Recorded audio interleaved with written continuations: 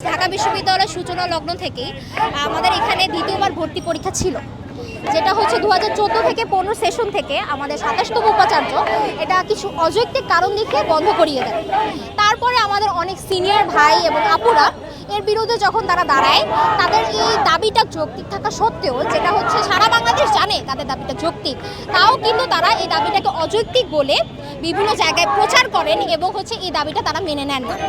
কিন্তু আমাদের যে দাবিগুলো মানে যে কারণগুলো তারা দেখিয়েছেন, প্রথমত প্রশ্ন ফাঁস, তারপরে হচ্ছে দ্বিতীয়বার ভর্তি পরীক্ষা দিলে অনেক সিট আসন ফাঁকা হয়ে যায়, তারপর হচ্ছে দ্বিতীয়বার পরীক্ষার্থীরা অনেক বেশি শিখে আসে, যেটা মূলত তারা পারলেই অনেক বিশেষভাবে পর্যালোচনা করে এই বিষয়গুলো ঠিক করতে পারেন।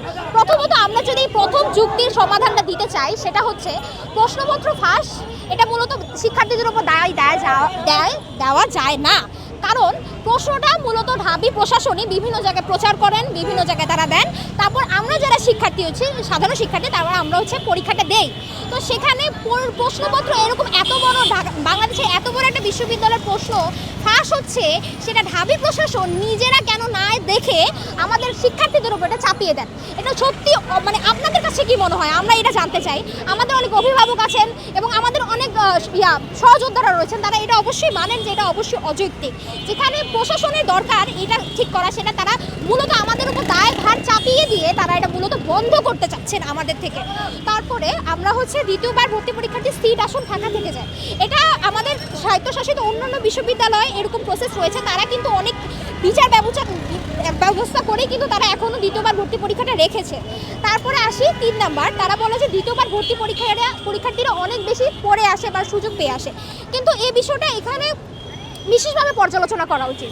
কারণ দ্বিতীয়বার ভর্তি পরীক্ষার্থীরা বেশি পড়ে আসে, কিন্তু সেটা যদি আমরা প্রথমবার পরীক্ষার্থীদের সাথে সমঝোতা বজায় রেখে এমন কোনো ব্যবস্থা গ্রহণ করা হোক যাতে করে আমরা দ্বিতীয়বার ভর্তি পরীক্ষার্থীরাও পরীক্ষা দিতে পারি এবং প্রথমবার ভর্তি পরীক্ষার্থীরাও পরীক্ষা দিতে পারি, তাতে করে কোনো বৈষম্য হবে না।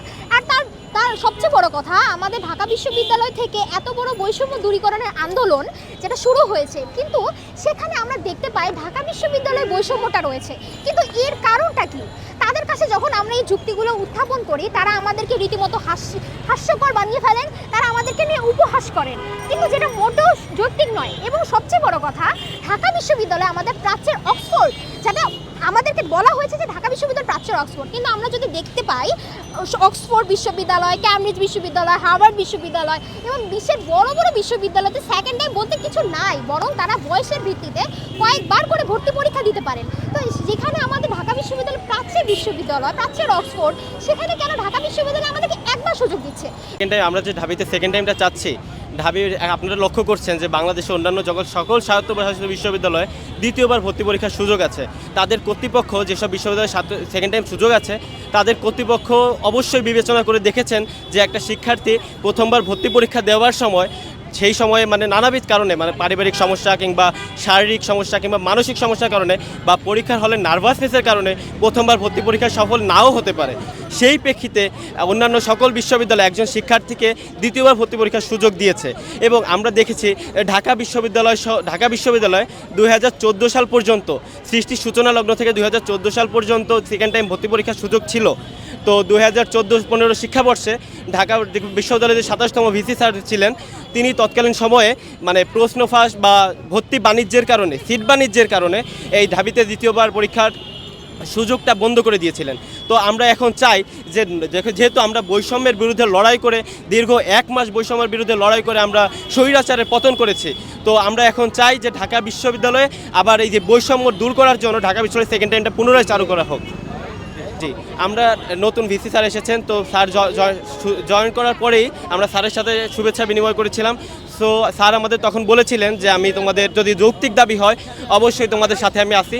তো এখন আমরা স্যারের কাছে সেই যৌক্তিক দাবিটা নিয়ে স্মারকলিপি প্রেরণ করব। স্যার অবশ্যই গুরুত্বের সাথে আমাদের দেখবেন এবং আমাদেরকে একটা সুষ্ঠু এই দাবিটা, এই সুষ্ঠুর একটা ব্যাখ্যা দিবেন স্যার। অবশ্যই স্যার যদি চান তবে অবশ্যই ঢাকা বিশ্ববিদ্যালয়ে দ্বিতীয়বার ভর্তি পরীক্ষা হবে ইনশাল্লাহ, আমরা সেই আশাবাদ ব্যক্ত করছি।